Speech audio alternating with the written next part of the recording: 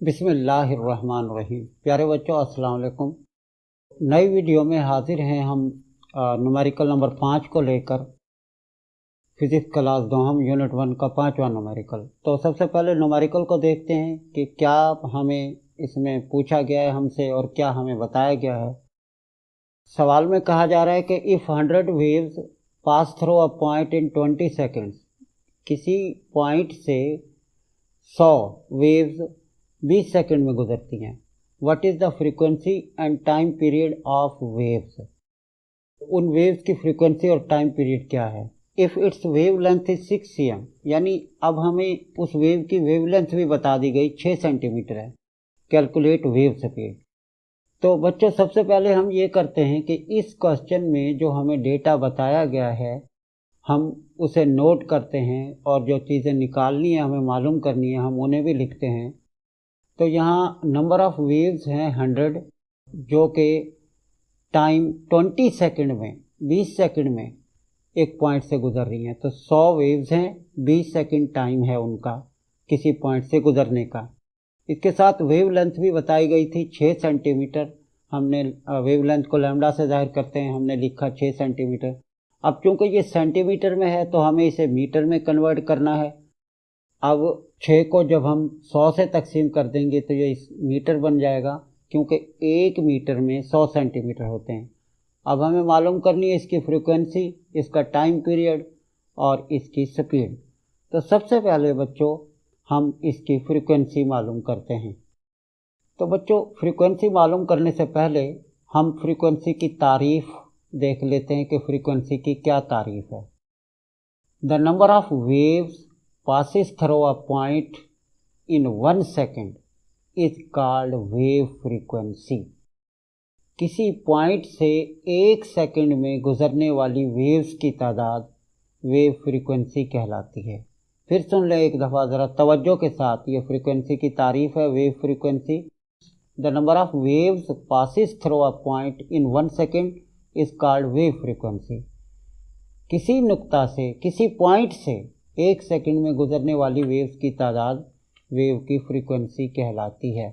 यहाँ इस सवाल में हमें 20 सेकंड में गुजरने वाली वेव्स की तादाद बताई गई है, यानी 100 वेव्स हैं और वो 20 सेकंड में एक पॉइंट से गुजर रही हैं।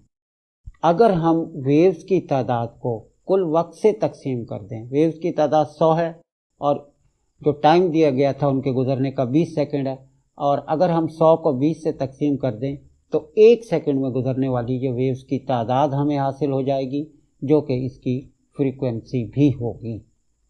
बच्चों, 100 को 20 से तकसीम करने के बाद हमें ये 5 हासिल होता है, तो ये फ्रीक्वेंसी बन जाएगी इन वेव्स की 5 हर्ट्ज़। यहाँ आपको एक दफ़ा फिर समझा दूँ, पिछले न्यूमेरिकल्स में भी मैं समझाता रहा हूँ कि ये एस ऊपर जाकर इसकी पावर -1 हो जाएगी, यानी ये पर सेकंड बन जाएगा। ये जो फ्रीक्वेंसी है, ये जो फ्रीक्वेंसी होती है, इसका यूनिट हर्ट्ज़, ये तो जाहिर है किसी साइंटिस्ट को दिया गया है।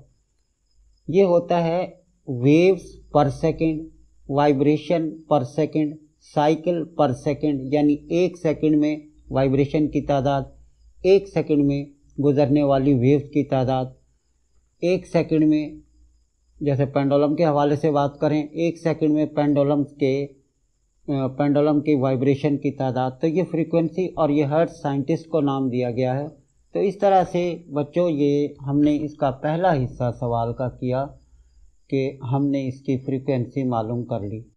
अब हम इसका टाइम पीरियड मालूम करते हैं। प्यारे बच्चों, जैसा कि आप जानते ही होंगे कि टाइम पीरियड और फ्रीक्वेंसी एक दूसरे के रेसिप्रोकल होते हैं, मतलब एक दूसरे के उलट होते हैं। कि अगर हमें फ्रीक्वेंसी मालूम हो तो फ्रीक्वेंसी का जो उलट है वो टाइम पीरियड के बराबर होगा। इसके लिए टाइम पीरियड के लिए हम फार्मूला लगा लेंगे, T = 1/f। अब हम यहाँ f की वैल्यू अप्लाई करते हैं। बच्चों, f की वैल्यू अप्लाई करने के बाद हम 1 को 5 से तकसीम कर देंगे। ये हर्ट्ज़, जैसे कि पहले ऊपर भी मैंने आपको बताया, ये पर सेकंड है, ऊपर जाकर ये सेकंड हो जाएगा।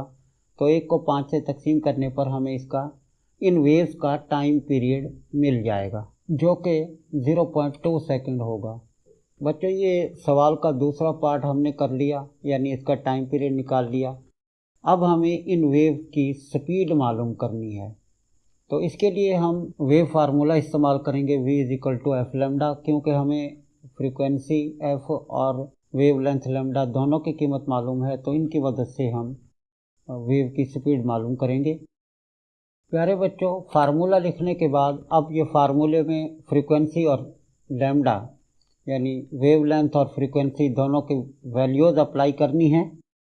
एफ और लैम्डा की वैल्यूज़ लिखने के बाद हम इनको मल्टीप्लाई करेंगे और इस तरह हमें इन वेव की स्पीड 0.3 मीटर पर सेकंड हासिल होगी। तो बच्चों ये पांचवा न्यूमेरिकल भी सॉल्व हुआ। तवज्जो से वीडियो को देखें, इंशाअल्लाह ज़रूर समझ आएगा। हाजिर होंगे अगले न्यूमेरिकल के साथ अगली वीडियो में।